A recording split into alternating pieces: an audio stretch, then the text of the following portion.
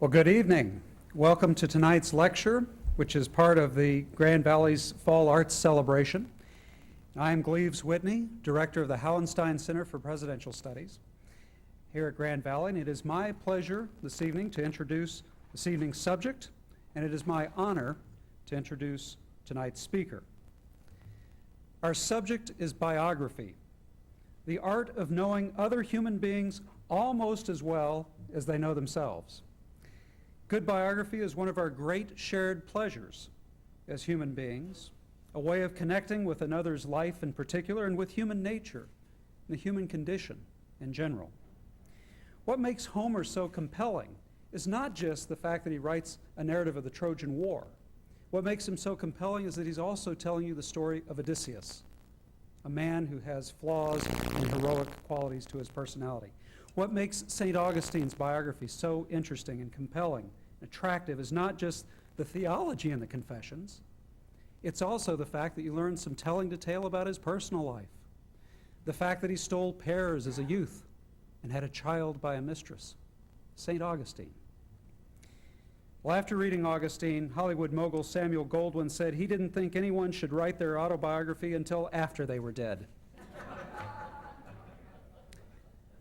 But think of the audacity, the skill it takes to craft a word portrait of another human being. First of all, to really get to know your subject, you have to pop that bubble of privacy that public figures surround themselves with to keep some kind of private life intact with their family and with their interior life. The biographer has to understand the thinking behind the words and the actions that are available to the world to see. One historian admitted that she was incurably nosy. She became a biographer because it was the only socially acceptable way to read other people's diaries, mail, and love letters. Another historian writes of even better reasons to pursue biography. One is that it gives a human face to the past, connecting us to a different time through our common human nature. The fact is, all history resolves itself in what individual humans do, think, and say. It is what English historian Thomas Carlyle was getting at when he famously said, quote, "History is the essence of innumerable biographies." Well, this evening's speaker is fully alive to Carlyle's sentiment. H.W. Brands, Bill Brands, is one of the eminent historians in the United States today, one of the preeminent historians of presidential biography, and certainly the most productive. He has written or edited 24 books in the last 16 years. 24 books in the last 16 years about Benjamin Franklin, Theodore Roosevelt, Woodrow Wilson, Dwight Eisenhower, Lyndon Johnson, and many other makers of our common history. He's making a little history himself, as his books have been New York Times bestsellers and Pulitzer Prize finalists. Currently, he is writing his 25th book about Andrew Jackson, about whom he will be speaking this evening. Now, when Bill Brands is not writing history, he's talking it. He is one of the most celebrated professors at Texas A&M and College Station, and his students don't know it yet. I hope I don't betray a trust here, but Professor Brands will be leaving A&M to join the faculty of its interstate rivalry, University of Texas in Austin, and it's kind of going from Gig-'em-Aggies to Hook 'em Horns. And for those of you from the Great Lakes State, I can tell by the chuckles I hear, you already know, but that's a little bit like going from being a Spartan to being a Wolverine. It's a dangerous thing to do when you're staying in a state. But for Professor Brands, teaching at UT is a kind of homecoming because Austin has been his home for a number of years, and that's where he earned his dissertation at UT Austin in history. Now, tonight's talk will be the third time that Bill Brands has addressed a Grand Valley audience this year. You could say that he is backed by popular demand. And one of the reasons Bill appeared on our radar screen at the Hauenstein Center is that he wrote his dissertation on Dwight Eisenhower's foreign policy and the foreign policy team that formulated it. As a number of you from Grand Rapids know, our benefactor, Ralph Hauenstein, served under Ike during the Second World War and was a chief advisor when Ike was president. So it has been a pleasure to see the benefactor and the biographer get to know each other. Bill Brands will tell you that he discovered the hard work and charm of crafting biography when he was writing his first book about Ike and his advisors based on that dissertation. And he has just finished a book, the first draft of which is on an equally fascinating and significant character, Andrew Jackson. And I can tell you, just on the car ride from the airport this afternoon, taking him to the hotel, I heard all kinds of wonderful stories about Andrew Jackson, insights into our seventh president that I know he will be sharing with you. And what has motivated Bill through all of his work, the consistent pattern, we were talking about this earlier with several of you, is the desire to get to know the people. History is not just one damn fact after another. It is the desire to get to know the people, the stories behind those facts, how they thought, how they behaved, how they connected with others, and how they connect with us. Well, ladies and gentlemen, I am proud to present a speaker who knows how to connect with us, his audience. Please join me in giving a warm welcome to Professor Bill Brands. Over here.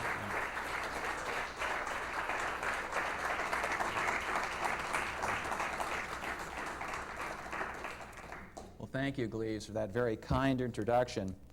When Gleaves invited me to come speak, I was excited at the opportunity to give a lecture under the auspices of the Hauenstein Center for Presidential Studies, because it was going to give me a chance to try out some of the ideas that I've developed about Andrew Jackson.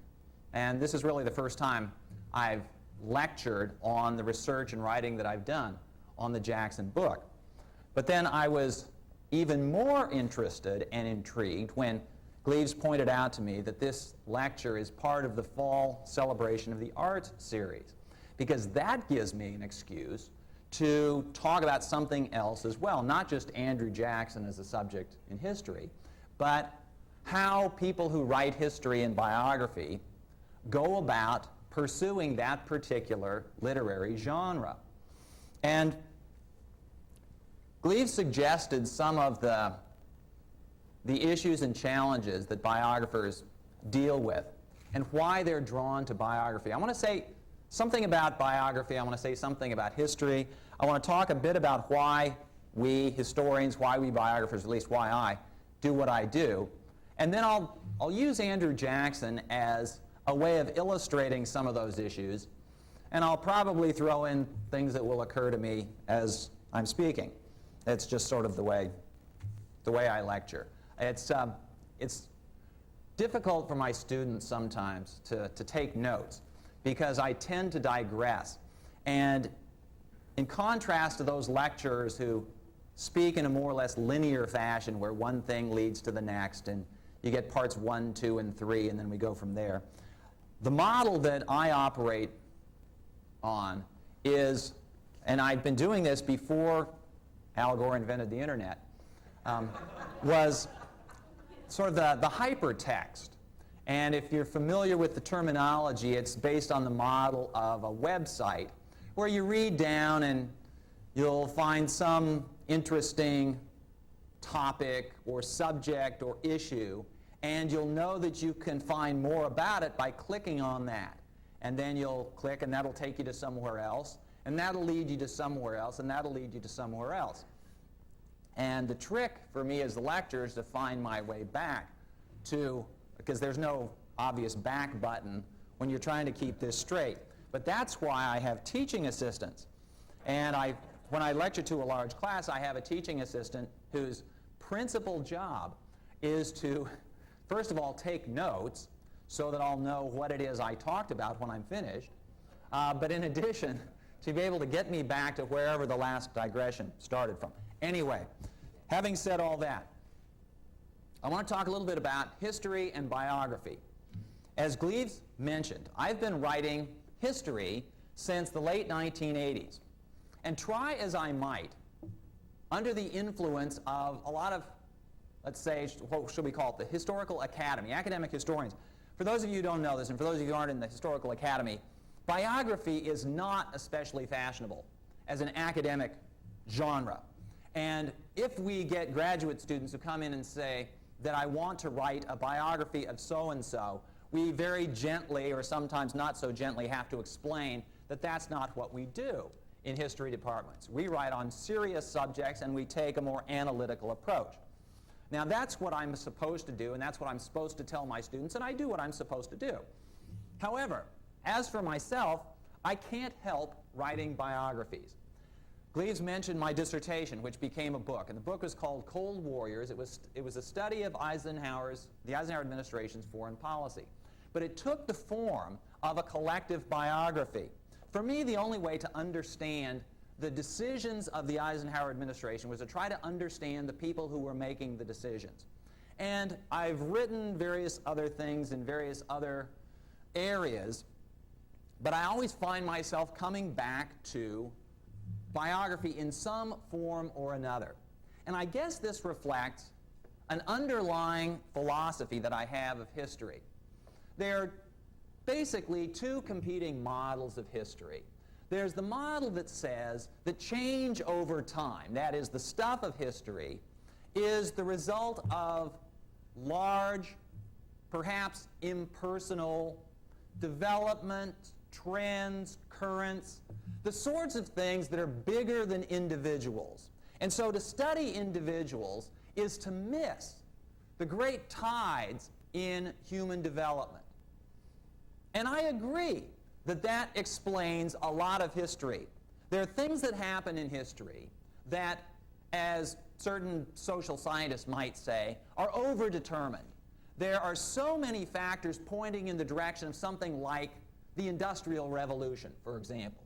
The Industrial Revolution is not a subject that lends itself to explanation by, let's say, biography. It is one of those things that you could see coming from a long way off. Even people who lived through it could, but certainly we historians can see the roots of the Industrial Revolution coming out of the Enlightenment of the 18th century, or pick your point of departure.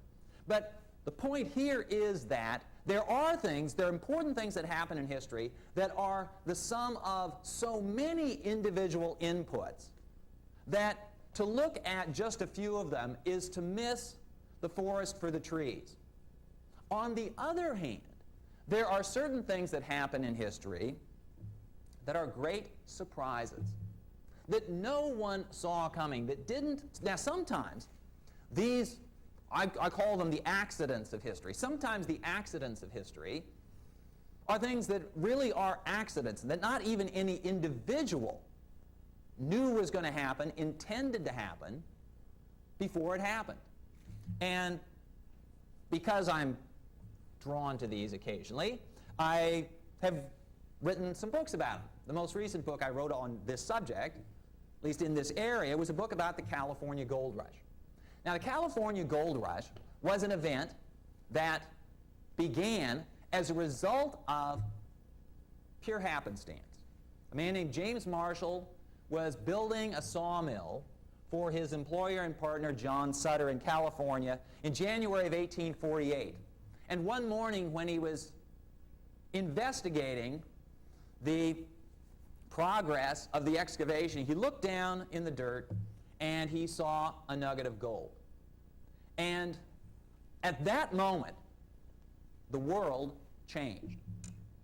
Now, it took a while for the world to figure out that it had changed, but it changed as a result of something that not James Marshall, not John Sutter, no one foresaw just minutes before it occurred. And I wrote this whole book. I mean, how do I know the world changed? Because I wrote a book saying that the world changed. I mean, that's the thesis of the book. But it was really, I mean, it's a book about the California Gold Rush. And like everything else I write, it's a book about the people who were involved in the California Gold Rush. But it's also an explanation of one of those events that is just an accident of history, that is something that no one foresaw and had the most momentous consequences. And part of the thesis of the book is that the California Gold Rush had truly momentous consequences for the rest of the country, not just for California. In fact, I almost go so far as to say in the book that the California Gold Rush triggered the events that led to the Civil War. Actually, I do go so far as to say that. I mean, I almost say the California Gold Rush caused the Civil War. And it's one that has my professional historian colleagues sometimes scratching their heads, more often shaking their heads. But It's an argument that I make, and a few of them have actually read it, think, well, maybe there's something to it. The point here is that there are these things that sort of just happen, and then there are these other great big things that you can see coming that take place over long periods of time, which leads me to the subject of biography, and in particular the biography that I'm working on for Andrew Jackson. I've written a number of biographies before. I wrote a biography of Theodore Roosevelt. It was my first sort of full-blown biography. I actually wrote a biography of a very little-known diplomat, little-known even after I wrote the book. Not many people bought the book. His name was Loy Henderson, and he was a diplomat in the American Foreign Service starting in the 1930s and continuing into the 1950s. And his career summarized, really, in very many ways, American foreign policy during this period that spans the Second World War and leads into the Cold War. And he was right in the middle of all sorts of things. He was this character that kept popping up wherever there was trouble. And so I wrote what amounted to a career biography. And unfortunately, I didn't have enough on the private side of his life to be able to make it a full-blown biography. So I started thinking I'd do something on Theodore Roosevelt. And Roosevelt is an example of someone who really does lend himself to a biography. Now here I'm going to digress. This is one of those digressions. And it has to do with how we biographers choose subjects of biographies. And this may sound flippant, and it may sound oversimplified, and maybe it's a little of both, but have you ever wondered why biographers keep writing about the same folks? Why it is, for example, that there are probably 6 or 8 biographies of Abraham Lincoln that come out every year? Why is it that people write about these same people again and again? Well, one answer was given more or less indirectly by the editor of a friend of mine. This friend is an academic historian, and he had written a couple of books, and now he was searching around for a book that he hoped would reach a larger audience. And he wanted to write a biography. And he proposed, his field of training was U.S. East Asian relations during the 20th century. So he proposed biographies of various diplomats and a couple of elected political figures, and the editor was pretty lukewarm about all of these. And finally, the editor said, well, you know, you could write a biography of Douglas MacArthur. And my friend, trained as an academic, said, well, come on. There have been, well, I won't say dozens, there have probably been 5 or 6 good biographies of Douglas MacArthur. And the editor said, well, yeah, that's because people are interested in Douglas MacArthur. Well, that's one of the explanations why there's so many biographies of Abraham Lincoln and George Washington, and name those great figures. That's part of the reason. And I'll also point out that one of the things that makes biography attractive for those academic historians who have tenure, like me, and don't really have to worry about what the rest of the academy thinks, it's a nice way to reach out to a broader audience, because there has always been a large market for historical biography. People are interested in reading about people. And they tend to be interested in reading about the people that they've heard of. It's hard to sell very many copies of a book about someone the readers have never heard about. The problem starts, for example, when the books go out to the editors of book reviews.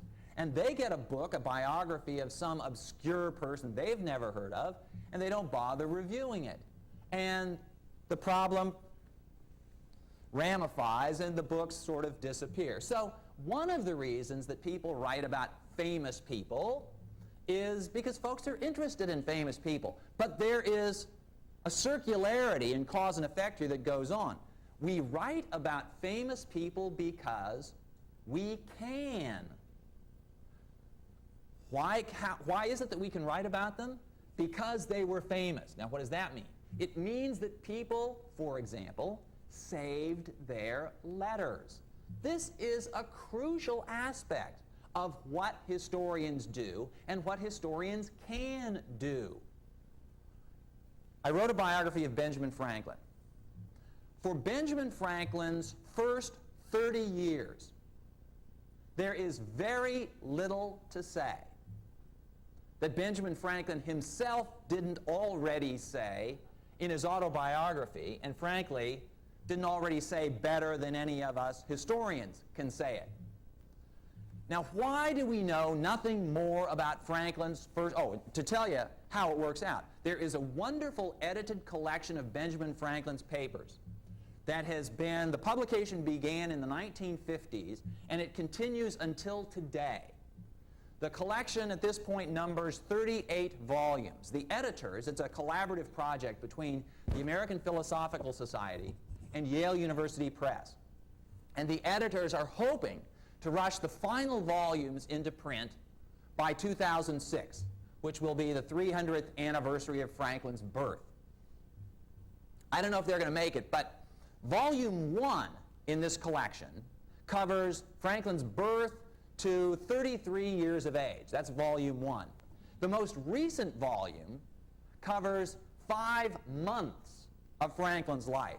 Now, why is this so? What's the source of this discrepancy? Well, the obvious answer is that until Franklin got to be about 40 years old, he wasn't famous. Nobody kept his letters. Nobody wrote down their recollections of Franklin. So there's nothing to work with. We could work with our imagination, and that's something I'll get to in a little bit. But if you want to write a work of historical nonfiction, by the ordinary standards of historical nonfiction, you can't write if there aren't any materials to write from.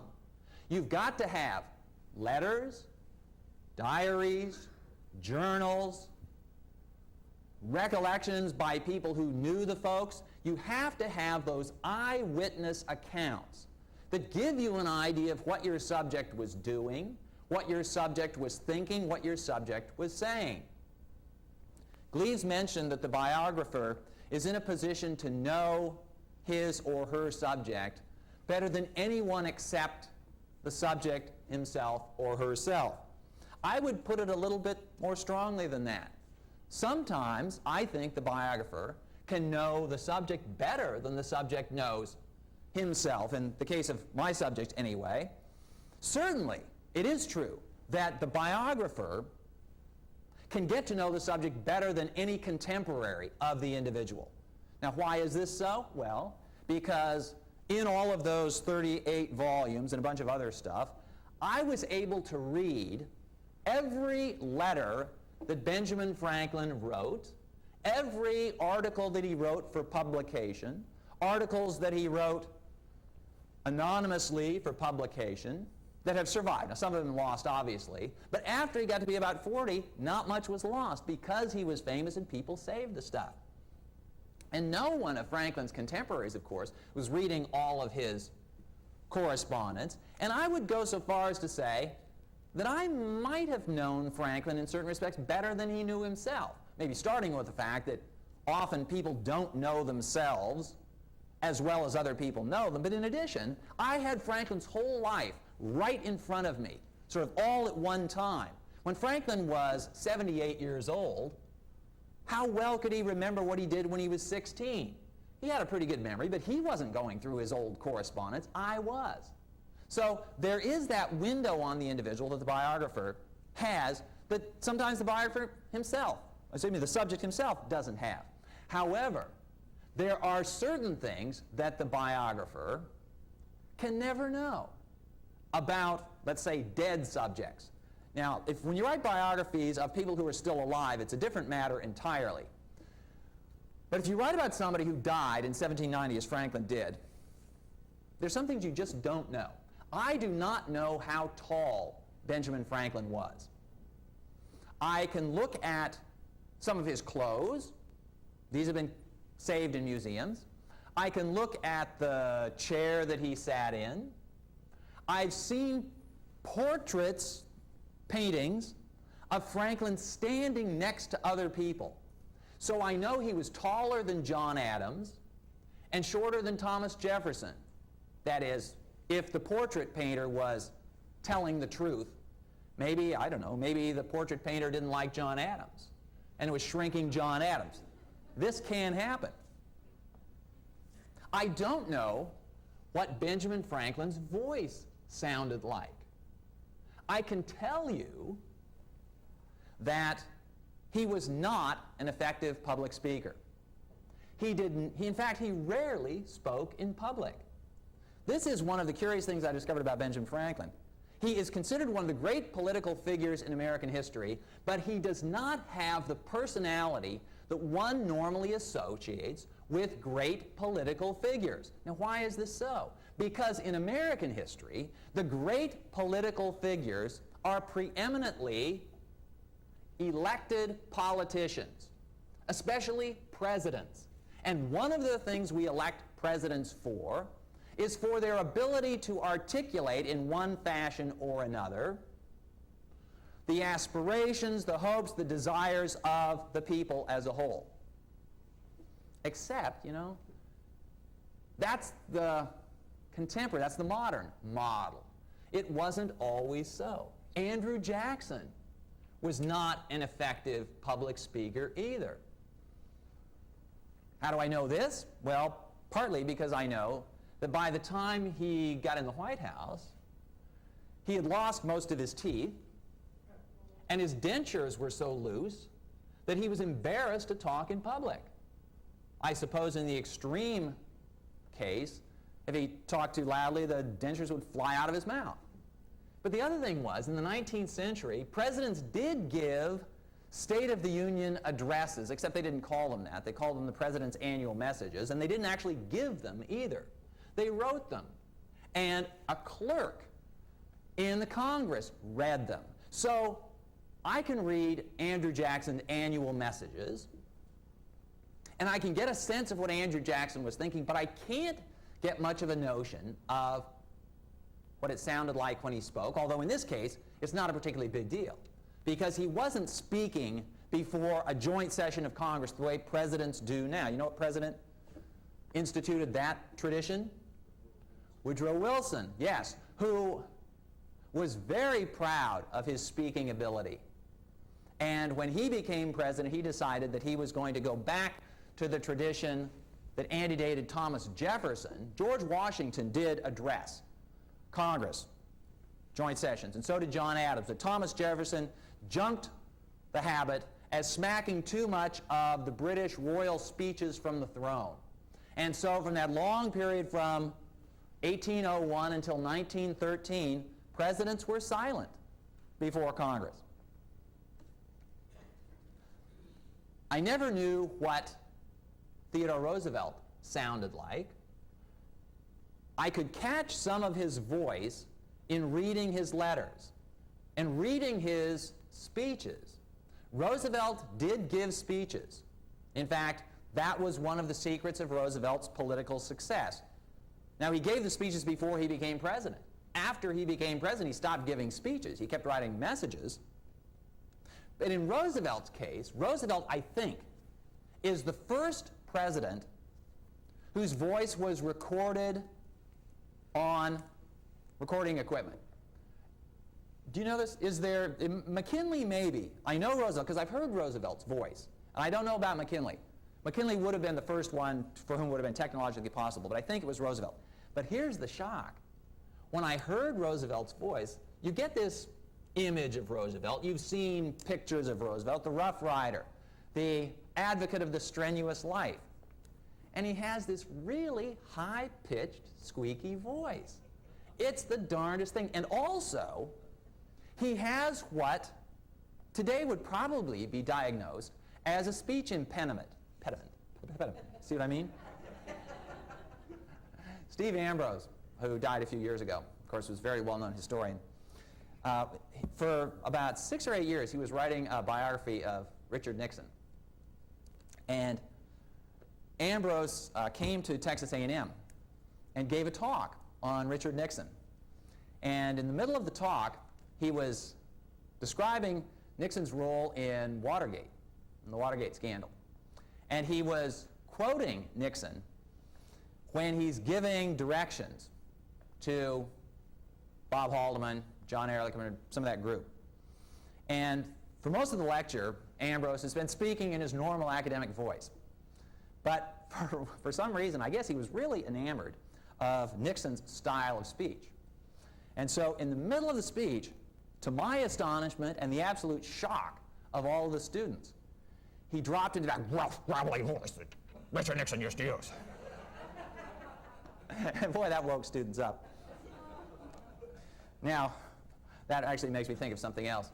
Ambrose, I got to know Ambrose over some years because we started off studying the same thing. I was working on my Eisenhower dissertation when he was working on his Eisenhower biography. It's his best biography. I think it's one of his best books.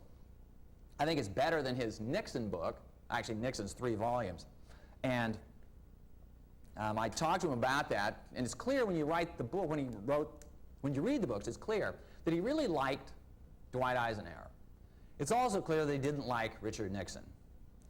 And I asked him after he finished the 3rd volume if he had come to have a greater appreciation of Richard Nixon, because it's an occupational hazard of biographers that they tend to, well, in some cases they sort of fall in love with their subjects, but in other cases at least they gain a great appreciation for the subject. So I asked him if he had a greater appreciation for Richard Nixon. He said, hell no. He said, I wasted 10 years of my life on that damn son of a bitch. Anyway, I decided to write about Andrew Jackson because, as I was explaining to Gleaves on the way over from the airport, some years ago, I had this notion that I was relatively new to the profession, and I had what turned out to be a grandiose vision of what I was going to do over the next 20 years. And I was going to write a many-volume history of the United States. And it was going to cover the period from the colonial times to the present. And it was going to be, for those of you who have been reading history for some while, you might know about the series by Will and Ariel Durant, The Story of Civilization. It's human history in, I don't know, it's 15, 16 volumes. And I suppose it was the downfall of my proposal that I mentioned that as a model. Because the editor just shook his head, I don't know, I don't think it's going to work.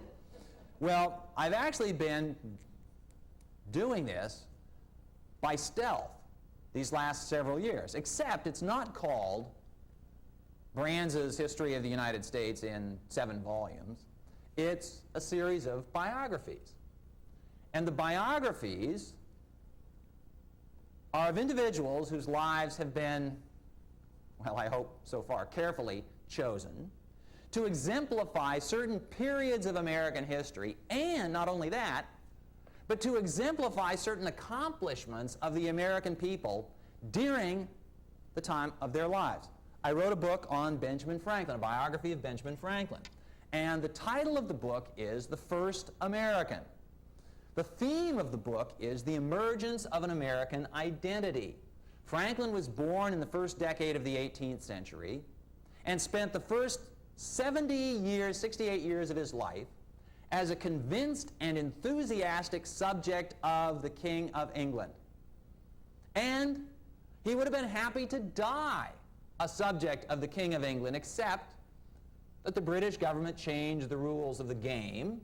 Or maybe it was just that Franklin discovered finally what the rules of the game were.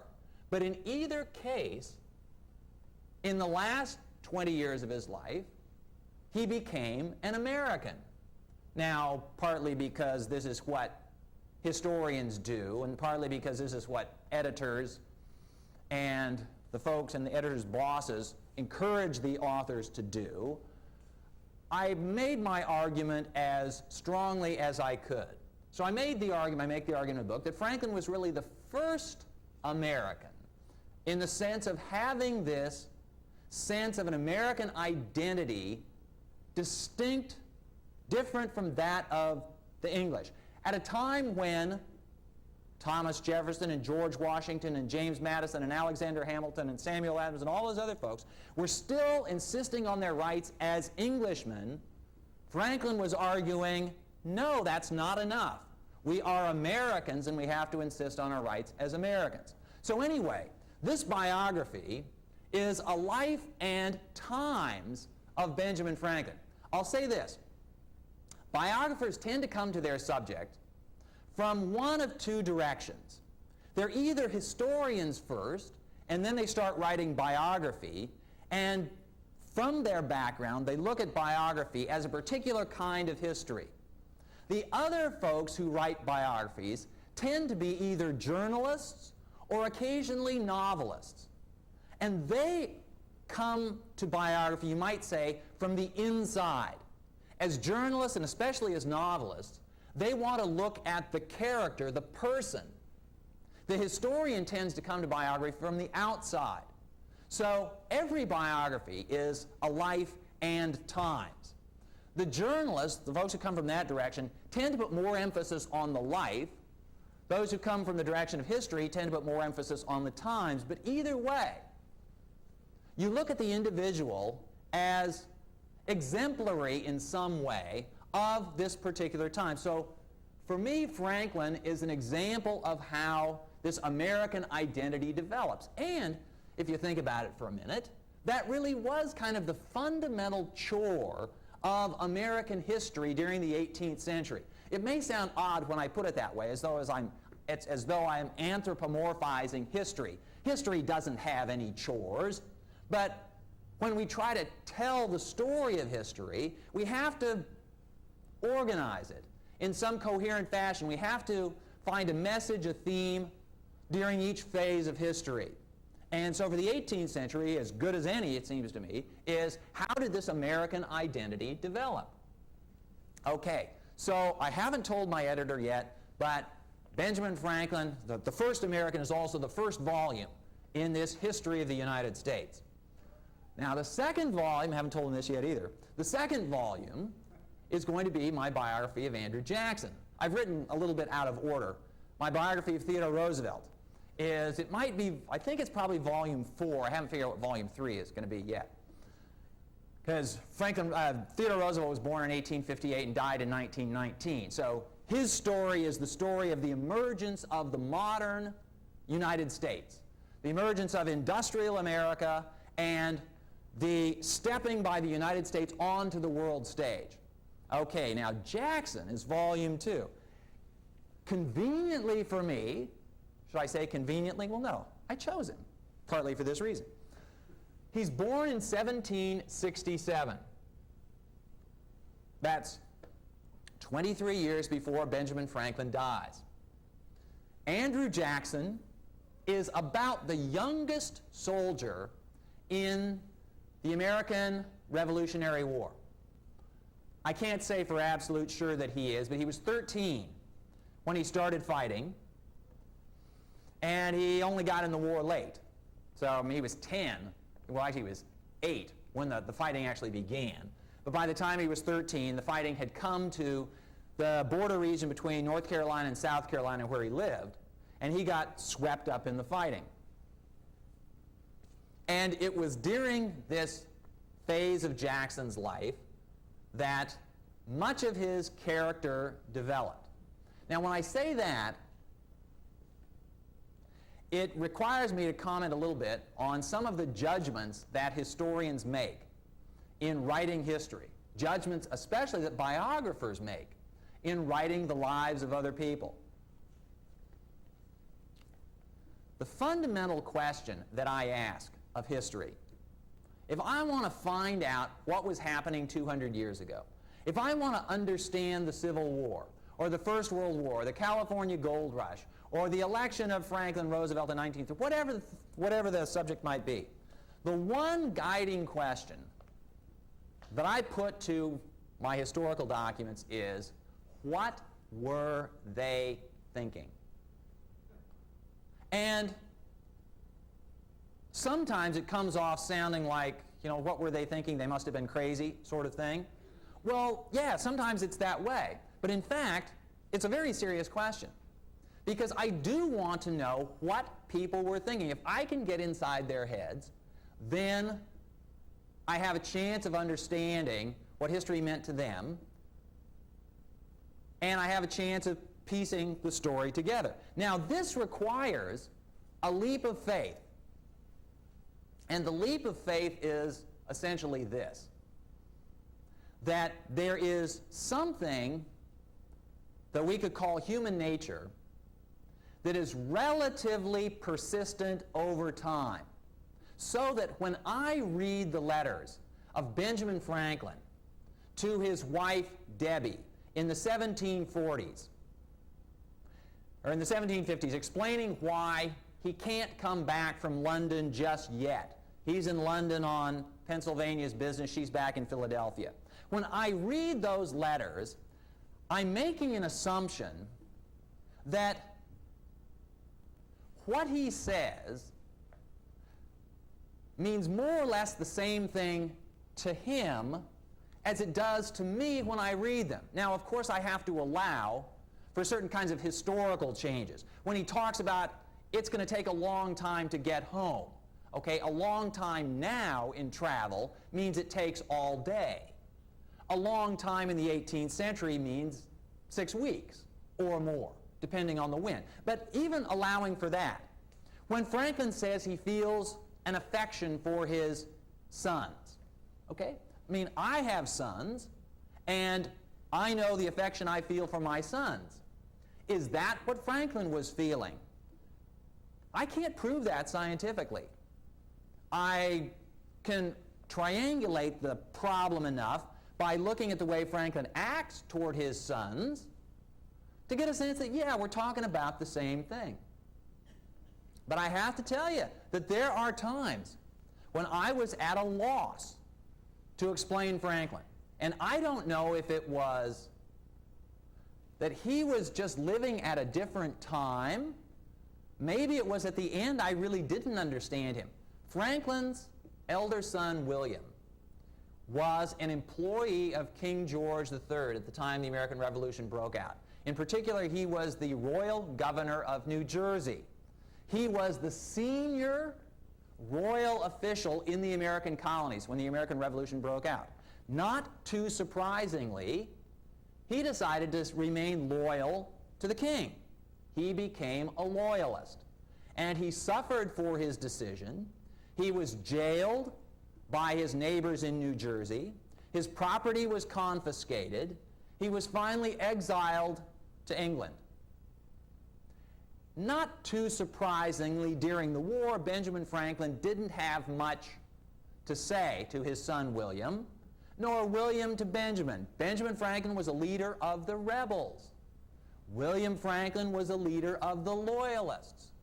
The Loyalists were trying to catch the rebels and kill them. And the rebels were trying to defeat the Loyalists and drive them out of America. Okay, at the end of the war, however, Franklin is able to forgive his various other friends, because he knew lots of people from his time in England, who said, the war is over, let's be friends again. Franklin has no problem with that, except he can't do it for his son William. And there's this moment in the lives of the two. Benjamin Franklin is 79 years old. He's leaving Europe clearly for the last time to go back to America. He's spent the last 8 years in Paris, but he's going to stop in England on the way home. William, who's middle-aged himself, by this time he's in his late 50s, he has written Benjamin Franklin saying, Father, the war is over, let us be a family again. And William's son, Benjamin Franklin's grandson, urges his grandfather, Grandfather, take up my father on his offer. At least stop and meet him on our way back to America. So the ship leaves the French coast, stops at Southampton in England. William has come down from London, and there's this meeting between William Franklin and Benjamin Franklin.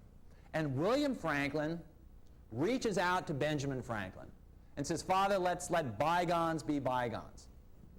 And Benjamin Franklin won't do it. He cannot forgive his son. And I read this, and I just couldn't understand it. I said, I've got a couple of sons. Now, they're not old enough. One's 21, the other one's 11. They're not out on their own yet. They're not in a position to, I don't know, I suppose, wage war on me, whatever that might mean in the 21st century. But I have a hard time imagining that they could ever do anything that would put them so far beyond the pale of my affection that if they then said, Father, let's let bygones be bygones, that I wouldn't be able to say yes and bring them back into the family. So I don't know if I just didn't understand Franklin. Maybe I didn't quite understand the traumatic effect of this American Revolution, which I will remind you, and this is one of the points that I actually do make in the Jackson book. The American Revolution is generally interpreted as this revolution, and we think of the Continental soldiers all marching around in their quaint 18th century uniforms, and there are battles and that sort of thing, but there's not massive bloodshed. It's not like the Civil War, for example. But in fact, the American Revolution was as much a civil war as it was a war between the new United States and Britain. And so civil wars do these things to people. Now I'm going to jump back to Jackson here. One of the reasons it becomes a big deal in the Jackson biography is that Andrew Jackson grew up, he came sort of to what in either child rearing or religious education or something is called the age of reason, when kids first are aware of the world and they understand what's going on, at a moment when this first American Civil War was raging in the Carolinas. And to talk about it as American Revolution, no, you get the wrong idea entirely. How many of you saw the movie The Patriot, the Mel Gibson movie about the American Revolution? Okay, and you know that dastardly guy, I can't remember what he's called, Taviston or something like that in the movie. He's actually modeled after a guy named Bannister Tarleton, who was a British commander of, now here's the key, he was a commander of American loyalists. And you know the scene where they burned down the church with everybody in it? It wasn't British soldiers who were doing that. It was Americans who were doing that to Americans. That's what the fighting was like in the Carolinas, and that's what you have to remember to understand what this first American Civil War, and I actually call it that in the Jackson book, what this was all about. Because it shaped Jackson's character in a particular way. And one of the things it taught Jackson, who had lost his father before he was born and lost his mother and two brothers during the American Revolution, left alone in the world, what it taught Andrew Jackson was that life is a struggle. And you will survive if you can defend yourself. And if you cannot defend yourself, the world's not going to give you a pass. You will survive if you can protect those things that are important to you. I said that this Jackson book is going to be volume 2 in my history of the United States. I said that in volume 1, the chore of Americans was to create and defend this American identity. The chore in volume 2 is to figure out what in the world Thomas Jefferson meant when he said, all men are created equal. The age of Jackson, I'll point out here something that Gleaves certainly knows, and that is that there is only one president in American history who has an age of history named after him, in terms of what you might read in history textbooks or references to, there's no age of Lincoln, there's no age of Washington. There might have been an age of Roosevelt, except there were two Roosevelts, so you have to figure out which one. There is an age of Jackson, and it's the period from sometime between 1815 and the mid-1820s to the 1840s, and it's dominated by this one personality, the personality of Andrew Jackson. So this is the person that I'm going to try to portray in this book. And the age of Jackson, the task of the American people in the age of Jackson is to figure out what equality means in an American setting. Most specifically, what is this democracy that people are starting to talk about? You may know that in the 1780s and 1790s, democracy was essentially a swear word in politics. The United States and the U.S. Constitution were not established to be democracy, not established for a democracy.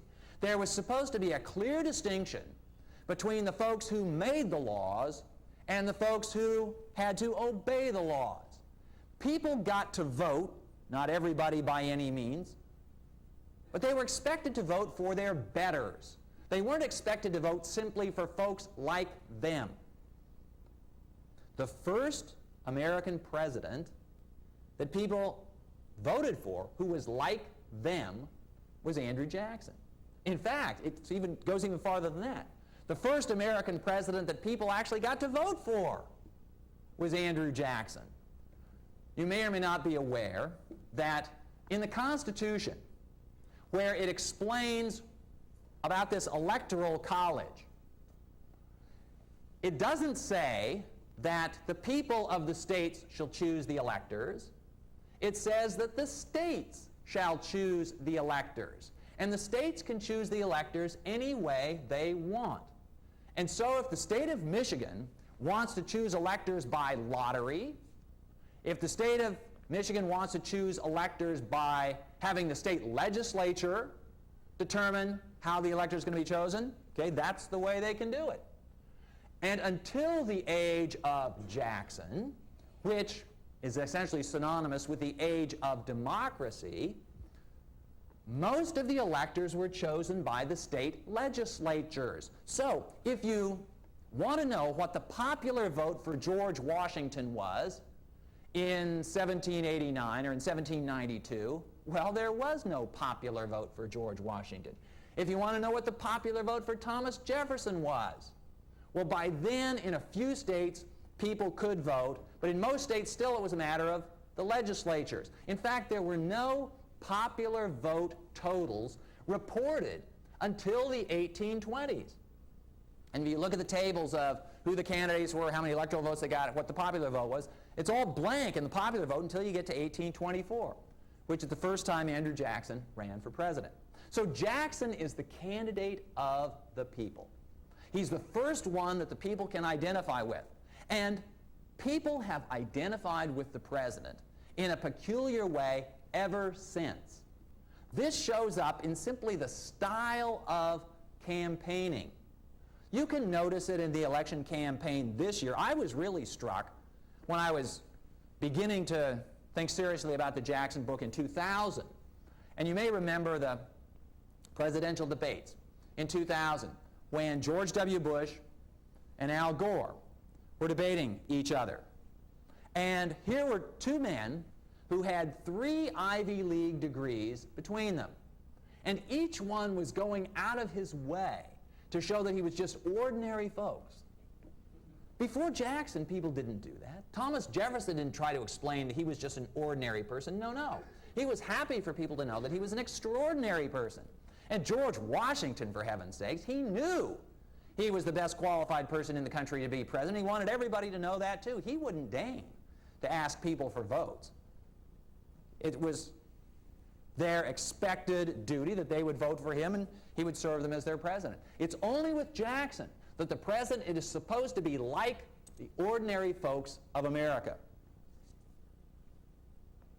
Now, in trying to explain Jackson to a modern audience, I said that any biographer has to make certain assumptions about this sort of continuity of human nature over time. And I should add that I'm more confident about this continuity of human nature the closer I am to the present. So when I was writing about Theodore Roosevelt, I could read what Roosevelt wrote, and Roosevelt used the same sort of slang in many cases that people use today. And so I was very comfortable making this assumption about Roosevelt, that I understand what he's saying. With Benjamin Franklin, it was sometimes more of a stretch. In certain respects, he was a pre-modern person. In fact, I was strongly tempted to start the book on Franklin with an image from the Salem witch trials of 1692. And the point I wanted to make there was that Franklin was born into an age of superstition. He died in the age of reason, the high Enlightenment. So part of the story, of course, is the emergence of American identity, but also part of the story is the Enlightenment in the scientific and rational sense of the Western world. So for those early years, I don't understand people who hang witches.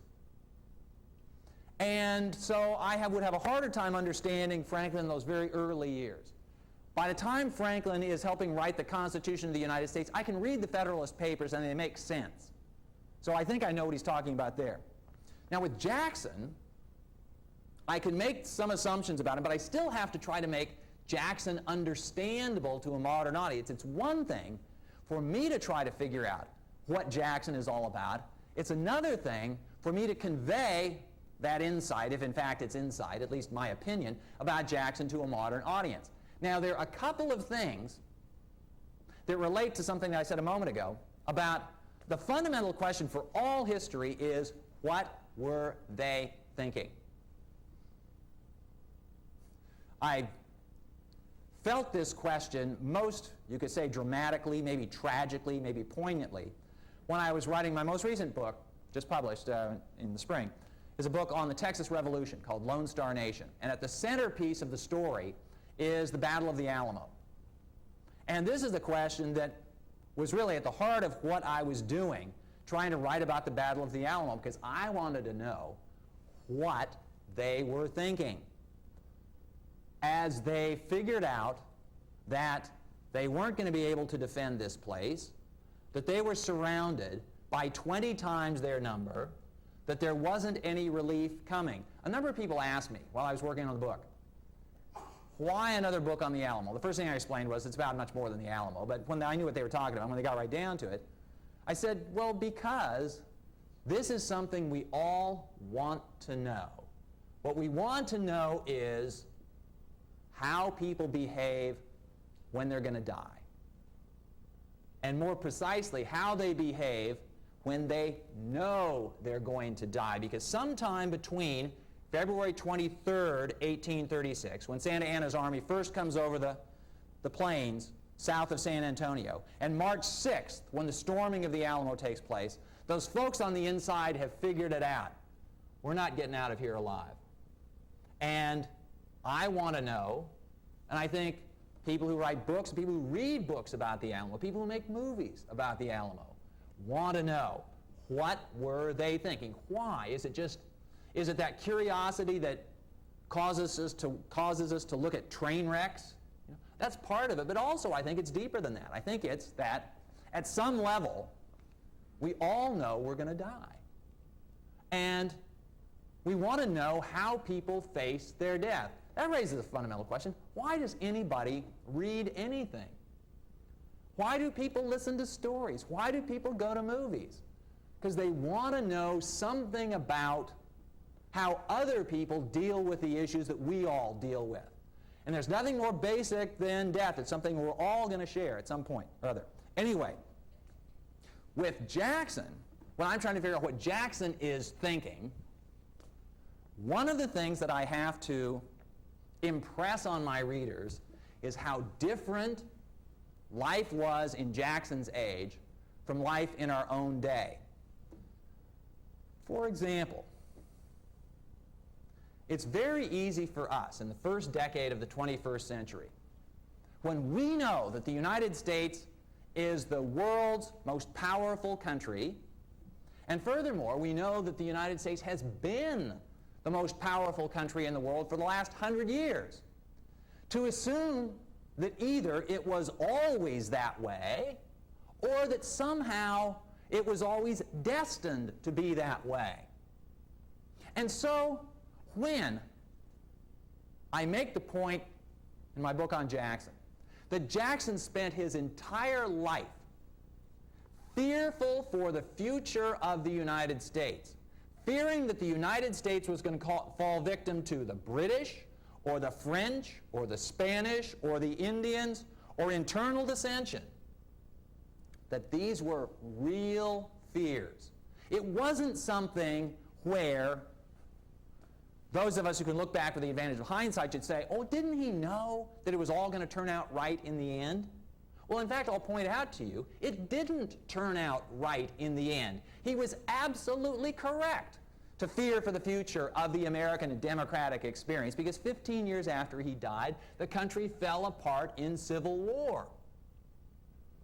And so, to recapture the story of Jackson's life, I have to recreate for the readers this sense of uncertainty. Why was it, for example, that people like Jackson were so insistent on driving the Spanish and the British out of Florida? Why, to take the defining moment in Jackson's life, was the Battle of New Orleans so important? I teach American history, and it's easy for me to breeze past the Battle of New Orleans saying, well, you know, this was a great victory for Jackson and his men, but it took place 2 weeks after the treaty that ended the war was signed in Europe. The news just hadn't got there yet. As though, okay, this is fine, but it really didn't mean anything. It meant the world. Because one of the things I do point out is, yeah, the treaty had been signed, but just signing treaties doesn't make them effective. They have to be ratified by everybody. And if the British had won at New Orleans, they wouldn't have stuck to the same treaty. Their entire strategy was to defeat the Americans at New Orleans, to drive up the Mississippi River, to meet up with British troops coming down from Canada, and to split the United States in two. And if they had managed that, then the United States that we see today wouldn't exist. And so this is one of those cases where Jackson had this sense of the stakes he was playing for. And it's incumbent on me as his biographer, anybody writing about this period, to try to recreate the stakes of the battle for people for whom it's really easy to forget. Two other things and then I'll stop. I've really tried your patience too long. When I wrote a book about Theodore Roosevelt, after I wrote the book, any number of people came up to me after I wrote the book, and usually if they'd read the book, they were kind enough to say they liked the book, but they would often say, you know, Theodore Roosevelt has always been my favorite president. And after I wrote about Benjamin Franklin, a number of people would come up to me and say, you know, that Ben Franklin, he's always been my favorite founding father. I have never yet met a person who said, Andrew Jackson is my favorite president. And I think there's a very good reason for this. We can appreciate Theodore Roosevelt because Theodore Roosevelt has a certain modern sensibility. And the same thing, oddly enough, for Benjamin Franklin. Benjamin Franklin, of all the founders, is the one who would be easiest to imagine transported to the 21st century. And he would fit right in. George Washington, no. Benjamin Franklin, yes. Andrew Jackson, though. Jackson is one, if school children know anything about Andrew Jackson, they know, first of all, that he was a slaveholder, and secondly, that he was the one who drove the Cherokees out of Georgia. And on both of those counts, Jackson's got some explaining to do. Well, Jackson, of course, doesn't. His biographer does, because to us, he's come down on the wrong side of these issues that are just darn morally clear, for heaven's sake. And so how can I justify the time writing about this guy who was such a ferocious ogre who spent his time enslaving African Americans and killing Indians? Well, it's a job. It's not that easy to do. Jackson, in the case of slavery, doesn't give me much to work with. Thomas Jefferson owned twice as many slaves as Andrew Jackson ever did. But Jefferson had the good grace, for historians and for his biographers, of at least feeling guilty about it. With Jackson, there's no sense that he feels guilty about it. Slavery was part of Jackson's world, just the way war was part of Jackson's world. He hadn't designed the world. He hadn't designed slavery. He didn't design war. But if slavery existed, if war existed, he was going to deal with both of them as best he could. And this is, I'll mention here, a challenge to any history teacher. I'm an author, but foremost I'm a teacher. And I try to make the past understandable to my students. It is the hardest thing in the world to make students today understand that sincere, well-meaning people who consider themselves religious and otherwise just basically good people could live in a world that allowed slavery, could own slaves themselves. Now, how does one make that, how do you make that understandable? And you can appreciate that it's a delicate task, because if you're not careful, you come off sounding like an apologist for slavery. And there's nothing that should be apologized for there. So sometimes I draw an analogy. And the analogy that I've been using lately, and you can decide for yourself whether it's any good, is an analogy to war. There are very few people in the world today who say that war is a good thing. But I think it's apparent that there is at least a majority in the United States who would say that as evil as war might be, sometimes it's necessary. Well, I think that for many people, many slaveholders, for example, in the 18th and 19th century, that was the attitude they took. They would say slavery is an evil, but as far as we can tell, it's a necessary evil. Now, we can argue with them across time, well, how necessary was it? But my point here is that the historian has to try to make these folks understandable to a modern audience, in particular, to get at this question of what were they thinking. As for Jackson and the Indians, here's another one where Jackson comes down on the wrong side. We know how the Indians were mistreated over all those years and generations. So what was Jackson doing, demanding that the Indians leave the eastern part of the United States, although to him it was the western part of the United States, but cross the Mississippi into what was called Indian Territory? Okay? Here's one where I have to try to make Jackson understandable. I don't have to make modern audiences agree with him, but I would be not doing my job if I didn't try to make it understandable to them. And the argument that I can make is Jackson's argument. Again, modern readers are free to agree or disagree, but his belief was, in the case of the Cherokees wanted to stay in Georgia, and they wanted to continue to live as an organized tribe. And Jackson said to their leaders, you can stay in Georgia, but not as a sovereign tribe, or if you're going to remain as a sovereign tribe, you have to leave Georgia. You can't have it both ways.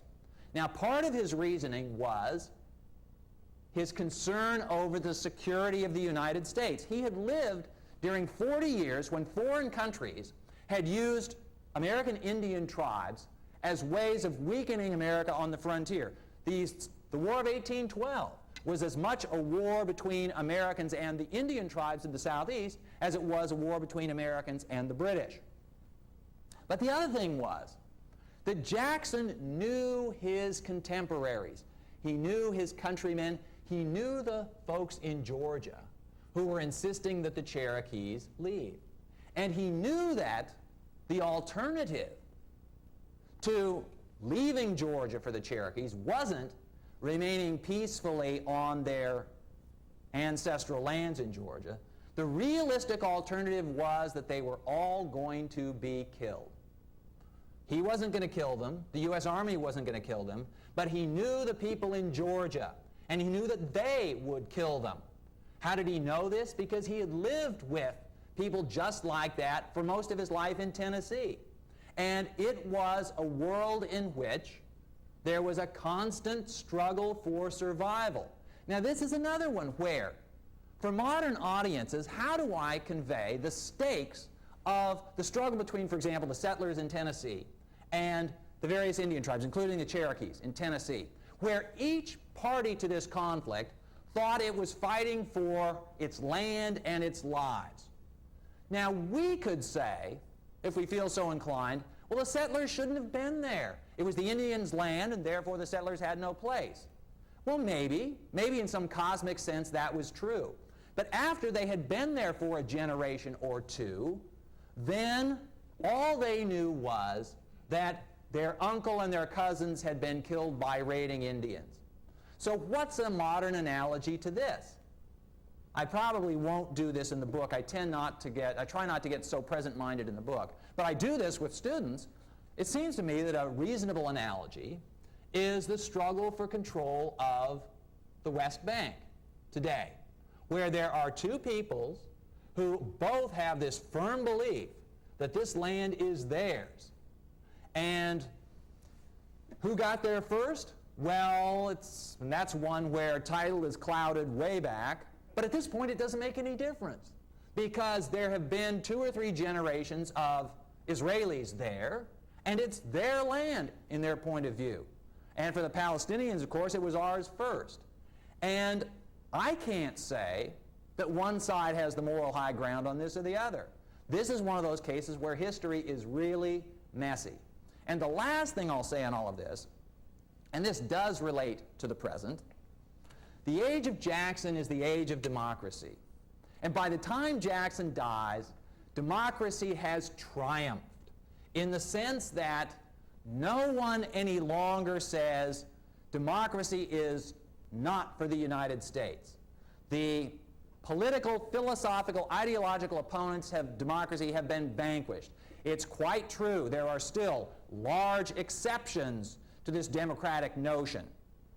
Most African Americans can't vote. No slaves can vote. In a few places, women can vote. For the most part, they can't.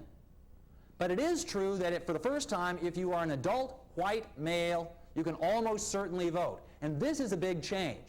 But furthermore, there's a kind of momentum that's built into the system. Now people in America know what Thomas Jefferson was talking about when all men are created equal. We're not there yet, but we're moving in that direction. And the triumph of democracy is a big step in that direction. But here's the deal. Somehow or other, you can decide for yourselves how this occurred, Americans have by and large bought into the idea that democracy is a good thing. Now, I'm not going to tell you democracy is a bad thing, but I am going to tell you that democracy is not the solution to all the world's problems. Democracy is probably, well, as Winston Churchill said, the worst form of government there is, except for all the other ones that have been tried. The point here is that democracy has a lot of baggage. It had a lot of baggage in Jackson's day. It still has a lot of baggage. When the United States, under President George W. Bush, is trying to instill democracy in Iraq, it's certainly a worthy goal. We can debate about whether it's going to happen or not, but there are very few people that I've encountered who say, well, you know, I just think it's a bad idea. There is this sense in which democracy is this good thing, and it's almost an unalloyed good. It's very hard to find someone who says, well, democracy is okay, but there are all these things that are wrong with it. Now, in fact, when I say almost nobody will criticize it, there are people who will point out, well, what happens if Iraq becomes democratic and they elect a fundamentalist Shia leadership and Iraq becomes an Islamic republic like Iran? What do you do then? Okay, that's one of those things that maybe people will chalk up to, they do strange things in the Middle East. But most folks in America would say that democracy in America is a good thing. My point in all of this is, hey, it was democracy that allowed slavery, for example, to flourish as long as it did. Slavery was a majority opinion in this country, right probably beyond the Emancipation Proclamation. And it was a hard thing to get enough states to ratify the 13th Amendment. And the treatment of the American Indians, again, this was a majority opinion.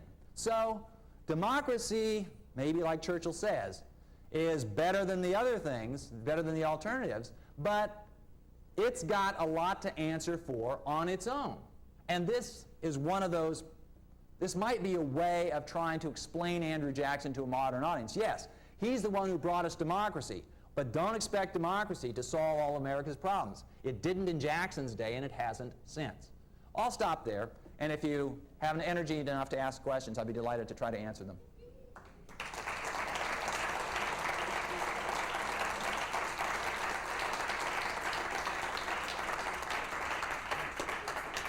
I ran a little over time, so we can just ask them from the floor. Okay. Yeah. Well, typically what we do is we pass out cards and people can write down the question, but I think given the time, Professor Brands is willing just to entertain a couple of questions from the floor, so if you have a question, go ahead and let yourself be heard. Yes, sir. And then you, ma'am, next.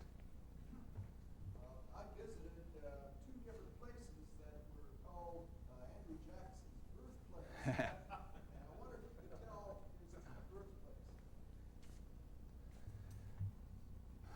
birthplace of Andrew Jackson has been disputed over the centuries. Well, I should say, it wasn't disputed until Andrew Jackson became famous. Until then, nobody really cared. The circumstances of his birth were more or less the following. His father died while his mother was pregnant with Andrew Jackson. So she moved from one relative's house to another during the weeks before he was born. And the community that they lived in, was right on the border between South Carolina and North Carolina. Now, Jackson always said that he was born in North Carolina. South Carolinians, however, well, at least until the nullification crisis, when they decided they didn't much like Jackson, when they stopped saying it, but then after a while they forgot and went back to it, claimed that, in fact, on the day of his birth, his mother had stopped at this one house that was just inside the South Carolina border. Now, we don't have any eyewitness accounts, unless you call Andrew Jackson's account an eyewitness account. But he always contended that he was born in North Carolina. So that's the best I can come up with. And no one's had any evidence to contradict that. However, Jackson was a good enough politician to stress his Carolina roots without specifying whether it was north or south. Yes, oh ma'am, I'm sorry, your turn. I'm interested in your stealth history of the United States. Yeah. Okay, if Jackson's volume 2, GR's volume 4, I want to know who's Okay, I'm going to take a poll. I don't know what the answer to the question is. I haven't decided who I'm going to write about. Now, one of the things, I'm going to, again, I'm open to suggestions on this. For a long time, I have been debating whether, well, basically every time I finish a book, I've been debating whether to write another nonfiction book or to write a novel. And I'm drawn to writing a novel for a couple of reasons. One is very personal, and I'll let you decide whether this makes any sense or not. Every author has, or ought to have, some kind of model reader in mind when he or she is writing a book. Because the first thing you have to know if you're going to be effective in writing a book, and I stress this to my graduate students all the time, figure out what your audience is. It's one thing to write a dissertation for an audience of special. It's another thing to write a book for a general audience. Okay. My model reader, the one that's sometimes called the reader who's sitting on my shoulder, happens to be my father. My father has no specialized training in history, but he has long had an interest in history. When I was a kid, he used to drag me and my siblings along on what we would call our Sunday expeditions out to various historical sites around the city of Portland, where I grew up. And I visited every place that Lewis and Clark ever stopped between the Idaho border and the Pacific Ocean. And similar things, like he also was trained as an engineer, so boy, we must have seen Bonneville Dam, which the Corps of Engineers built. We went there 100 times. But anyway, he has no particular expertise in history, but a general interest.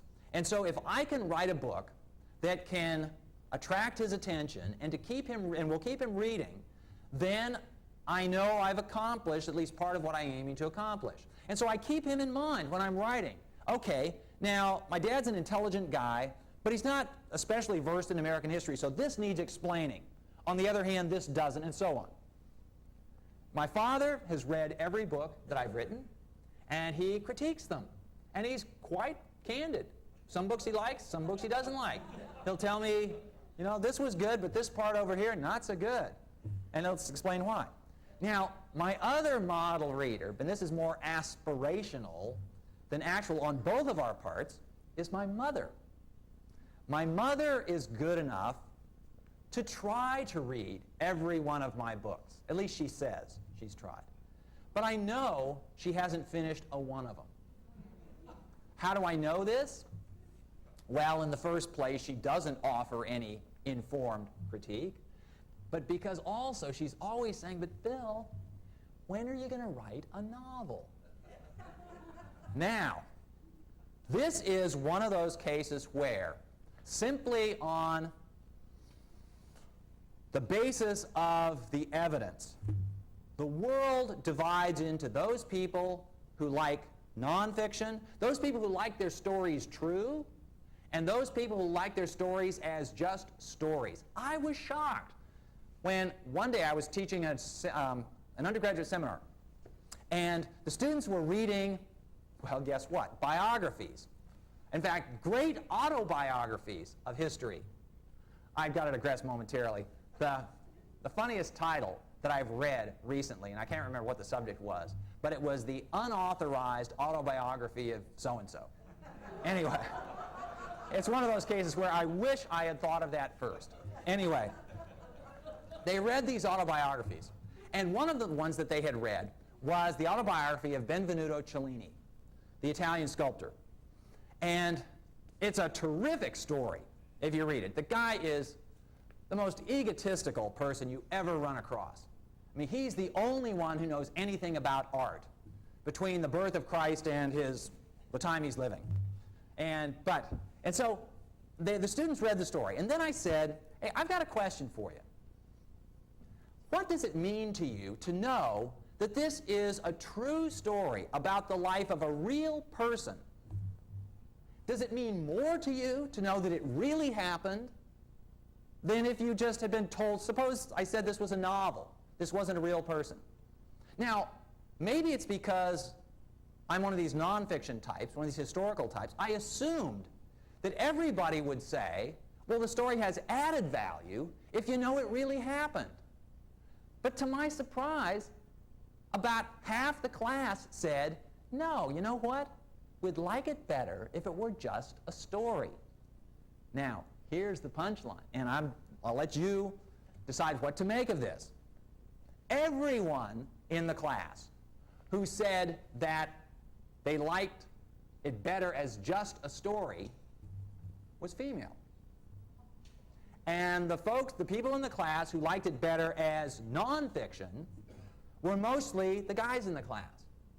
Okay, it's an observable fact known well in the publishing industry that at least, well, if you leave out diet books, self-help books, and things like that, 85% of the people who buy nonfiction, especially history, are males. And at least 70% of the people who buy novels are women. Now, I have written biographies of males so far. I know for a fact that some women have read my biography of Benjamin Franklin, because they've talked to me about what they read and what they liked in it. I am not at all convinced yet that a single woman has read my biography of Theodore Roosevelt. Oh, thank you, ma'am. Okay. Well, now I do know this, that a lot of women have bought the book, but they always say, oh, this is for my husband, or for my father, or for my son. Okay, this is all a roundabout way of answering this question, who I'm going to write about. I'd love to be able to write about a woman, simply because I think there's a different way of looking at the world. But I'm probably not going to. And the reason I'm not going to is that I can't. Remember what I said at the very beginning, we write about these famous people because we can. We don't write about people who aren't famous because we can't. There aren't the materials there to write a biography of. Now, yeah, I can give you the obvious exceptions. Eleanor Roosevelt. She's actually almost the first one who comes onto the radar screen. And after you get past Eleanor Roosevelt, okay, maybe some actresses. But the deal is, if you're looking for public figures in American history, there aren't women until very recently. And I'm going to say, even until now, in large part. Okay, however, I could write about somebody you've never heard of for part of her life. Now, I encountered this when I was writing about the California Gold Rush. It's very interesting. The characters in my California Gold Rush are people you've never heard about. How can I write about these people? I told you can only write about people who are famous. Well, these ordinary people, these non-famous people, by and large are off the radar screen of history until something extraordinary happens. In fact, if I want to write a general rule or the Brand's law of what we write about in history, We write about extraordinary people in ordinary times, or ordinary people in extraordinary times. What am I talking about here? When people went to California, this was an extraordinary moment in their lives. It was extraordinary, first of all, because they weren't at home. And therefore, if they were going to communicate with their loved ones, they had to write. But also, they knew it was the great adventure of their lives. And they wanted to record it, so they would remember it, so they could relate it to the folks at home, so they would be able to pass it down to their grandchildren. It's as though, before gold is discovered in California, there are these millions of invisible people. And then gold is discovered in California. They get the itch to go to California, and all of a sudden, boom, they pop up on the radar screen. And they start writing. They write letters home, they write journals, they write diaries. And because it's such an extraordinary moment in their lives, everybody saves the letters. Remember, that's one of the things I talked about with Franklin. Okay, they save the letters because this is so unusual. I'll point out that the Civil War was like that too. People go off to war and they write these letters home, and people save them. Okay, they go out to California, they're visible on the radar screen. Some of them find gold, some of them don't, or most of them go home, and then they disappear. So when I write about these people who went to California, I can't give you much background before gold is discovered. I can give you the intimate details of their lives on the way to California. While they're in California, they go back home, they stop writing letters, they stop keeping their diaries, they disappear. I can't tell you what happened to them. Now, if I could find a woman who kept these letters, who kept the diary, who had a life that I could tell. And now here's the other thing, and this is going to make it harder. Since I'm writing this bootleg history of the United States, it has to be someone who is somehow connected to these big themes of history. And it's easy if you're talking about a president. It's easy if you're talking about a Benjamin Franklin. It's a lot harder if you're talking about, well, Debbie Franklin, Franklin's wife, or Rachel Jackson, Jackson's wife. So what do we do? Well, one way people do it is to write novels. And I've been tempted to write this novel because then my mom might read the book. I will say this, if I do write a biography of some woman, I really don't have any illusions that it's going to sell many copies, because I would be delighted to be proved wrong. But because, as I say, most women don't buy nonfiction. I could write a bang-up biography of Eleanor Roosevelt or Dolly Madison or you name it, and men wouldn't buy it for the most part, and men wouldn't buy it because it's about a woman, and women wouldn't buy it because it's nonfiction. So I would have the problem of selling the idea to my publisher. Okay, now who am I going to write about? Maybe Abraham Lincoln. That's the one who comes to mind, and anybody who deals with American history somehow has to deal with Abraham Lincoln. But at the moment, I think I might be leaning toward William Sherman, the Civil War general, who was an astonishing character. He was an example of a person who was a misfit, except in wartime. There are people who have that warrior personality, and they were folks who could succeed back in the days when people were always at war. That was Jackson's secret of success. One of the images I use for Jackson is that he's really a tribal chieftain. It was just this tribe of, you could call them palefaces if you wanted to, but it was this one tribe out on the frontier fighting the other tribes. And one of the things that's worth remembering is it was never the whites against the Indians. It was the whites and some Indians against the other Indians and usually some other whites. You know, the French and Indian War wasn't a war between the French and the Indians. It was a war between the Americans and the British and their Indian allies against the French and their Indian allies. So one way of looking at Jackson is as his tribal chieftain. And that's a very good way of understanding his personality and why he felt that he was always besieged and beleaguered and always, if not at war, having to be ready to go to war. Well, Sherman is a very good example of someone who was brilliant at war. It's the only time in his life he was comfortable. I ran across him in my book on California.